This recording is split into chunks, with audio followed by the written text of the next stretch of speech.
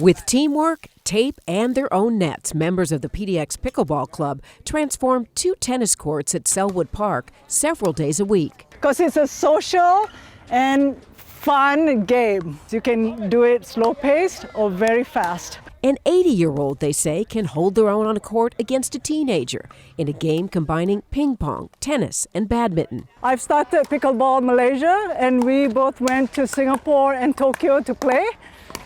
And so I need this to be in Selwood and everywhere. Nisa Harone is a volunteer ambassador for the USA Pickleball Association.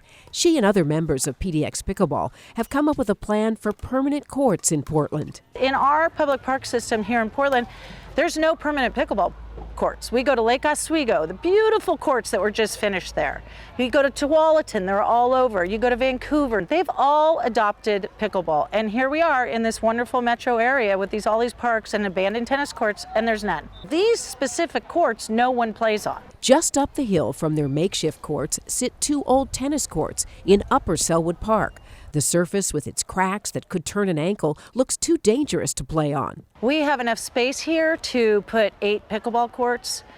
There's only 2 tennis courts here. So the maximum people for tennis would be 8, and with 8 pickleball courts, we could have 32 people exercising out here. They're not just serving up an idea, they have money. $25,000 established in a memorial fund for teacher and pickleball enthusiast Loretta Gallivan, who passed away last year. Loretta was one who drove across the city. She lived on the east side, but she came here every day and played 3 to 4 hours a day with us. Loved pickleball so much, she was absolutely addicted to it. At a meeting with Portland Parks and Rec scheduled for later this month, they'll offer the City of Portland the funds and the findings of their study on the popularity of pickleball at Selwood Park. They kept track of usage for 6 weeks last fall.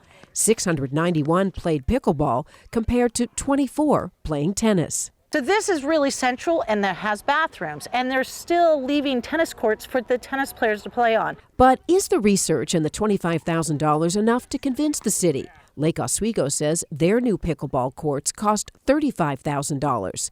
PDX Pickleball returns that volley of concern with a convincing shot. We have spoken with other people who are in the business of restoring courts, who also have a nonprofit.